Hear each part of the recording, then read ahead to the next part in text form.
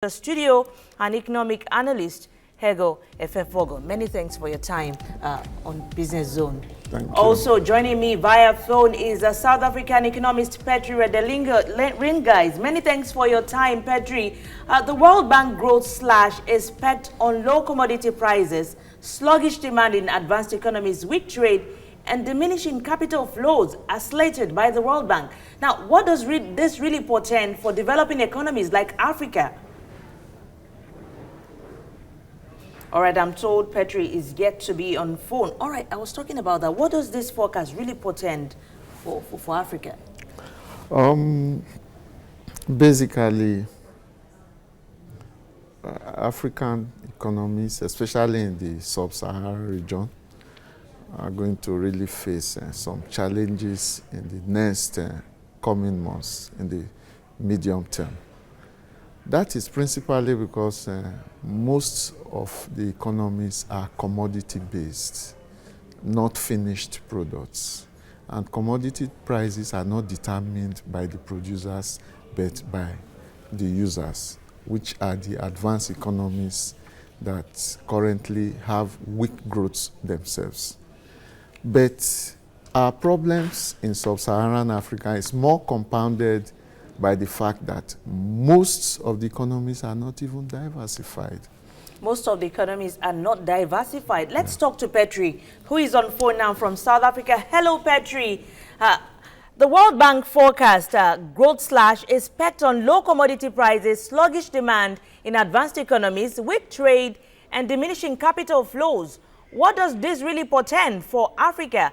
I asked my studio guest, he said most African economies are not diversified. What's your view?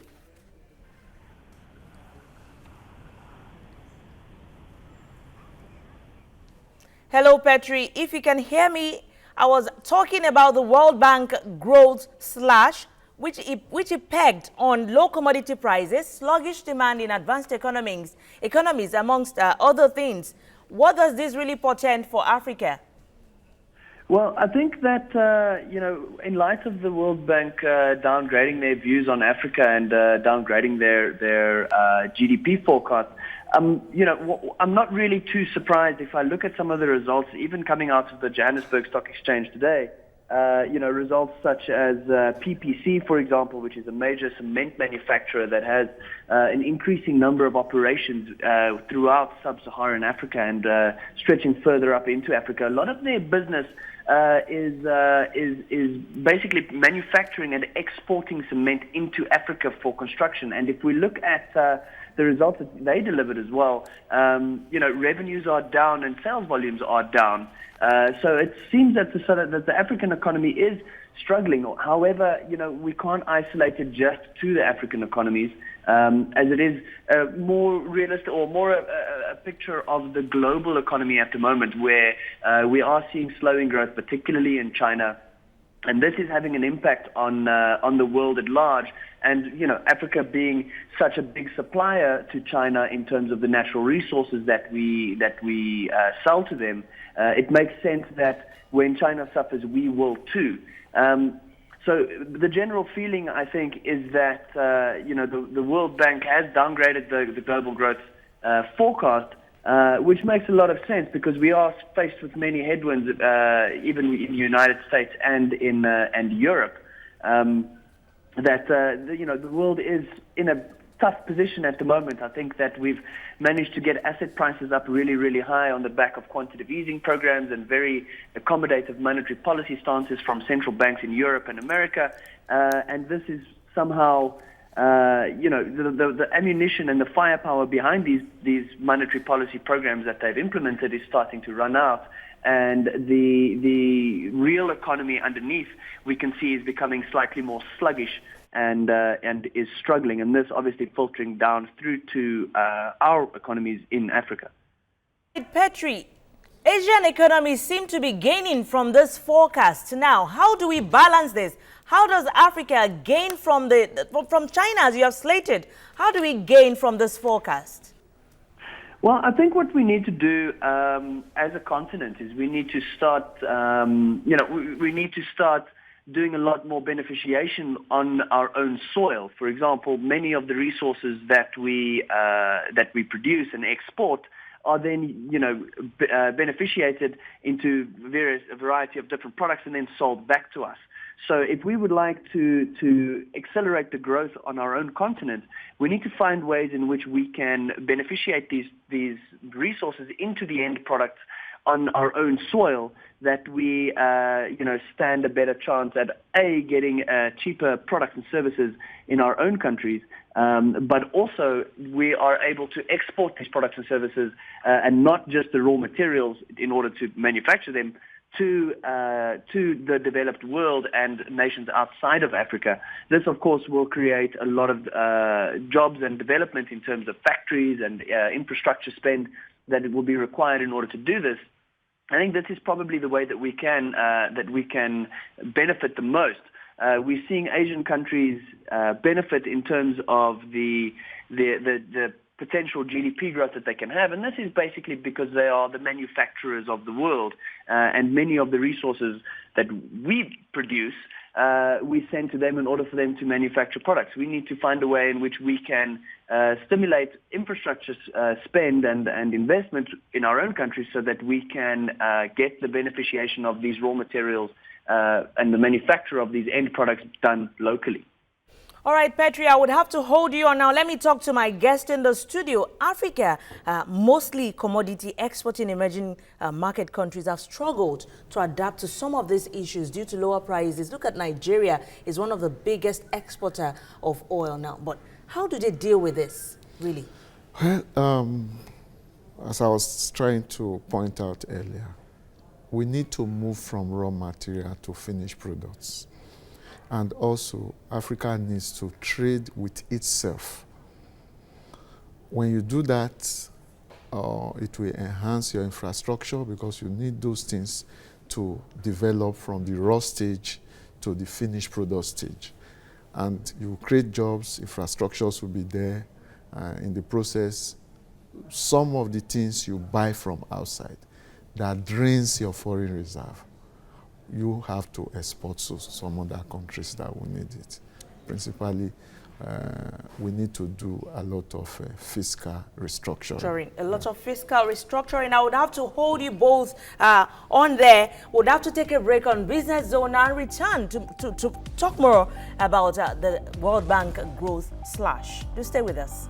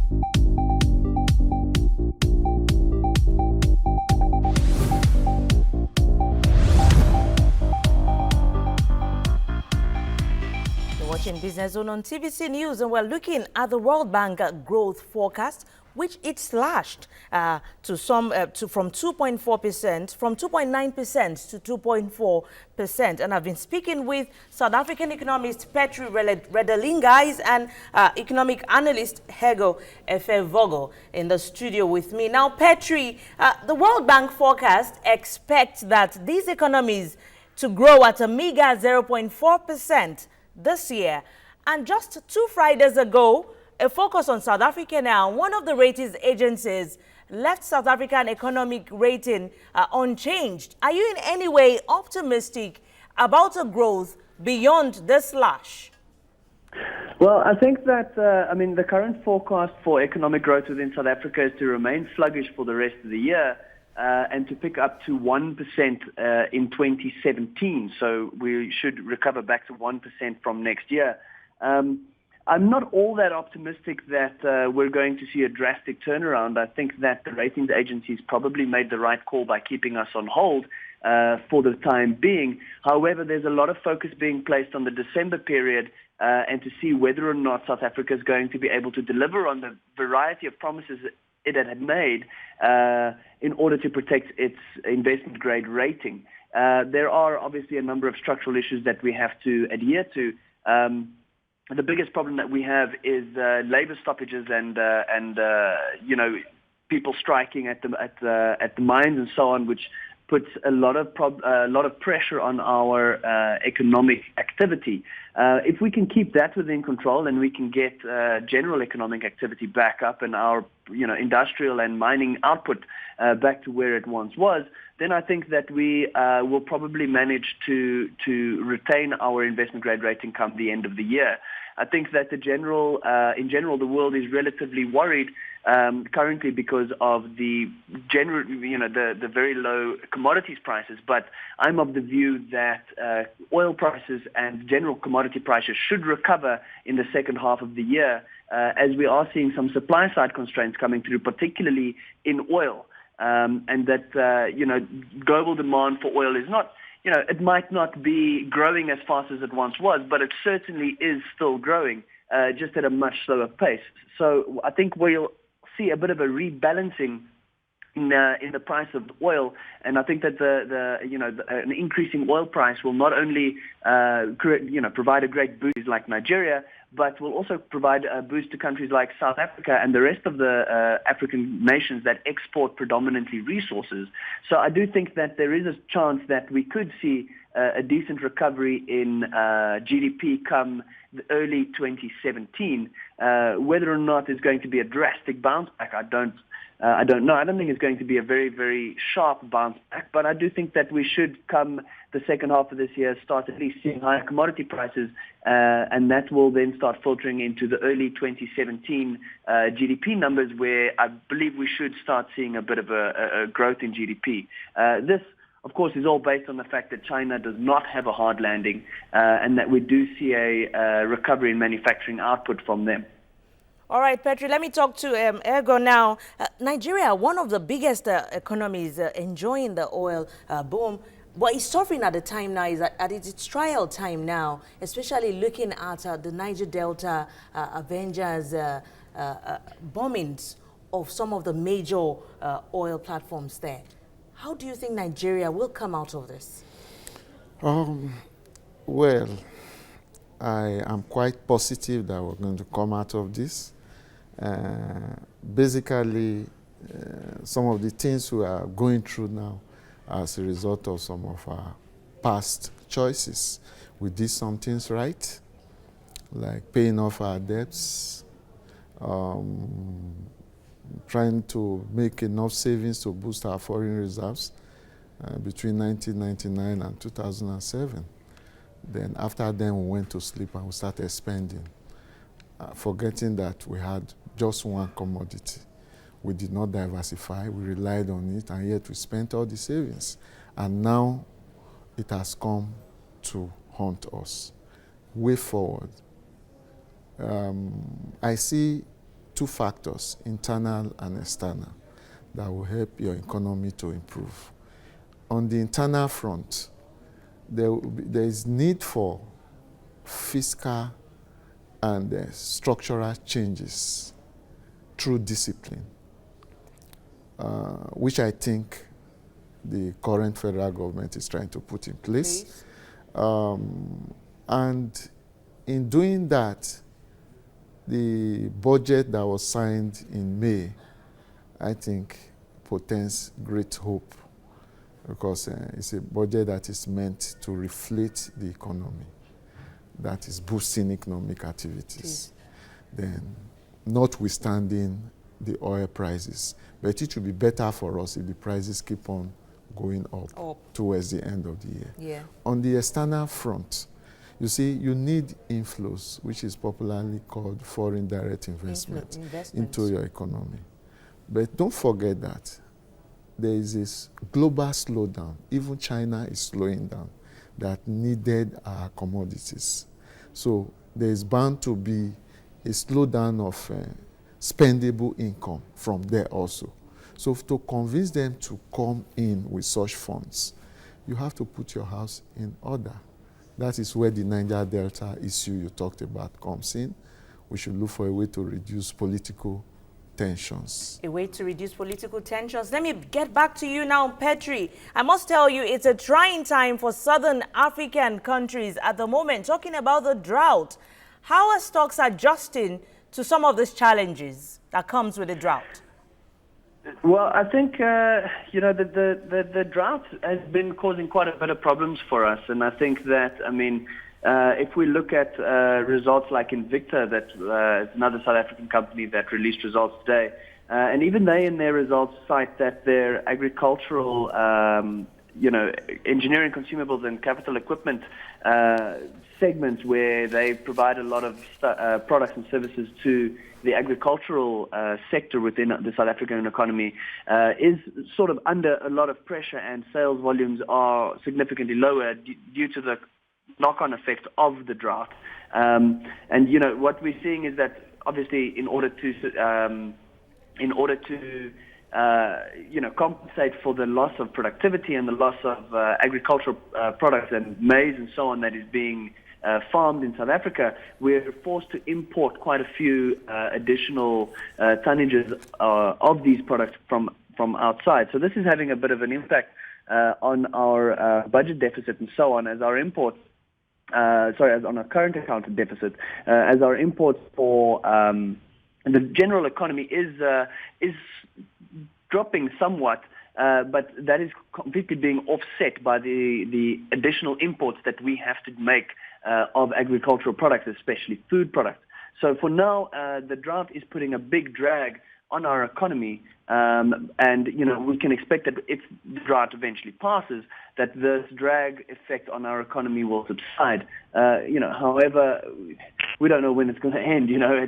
That's up to Mother Nature at this point. But we do know that it's not going to last forever. So I think that once the drought has passed and crop yields from the farming and agricultural sector is back up to what it was, that our GDP and especially our current account deficit and our capital account surplus will recover to what it once was, even just 2 years ago.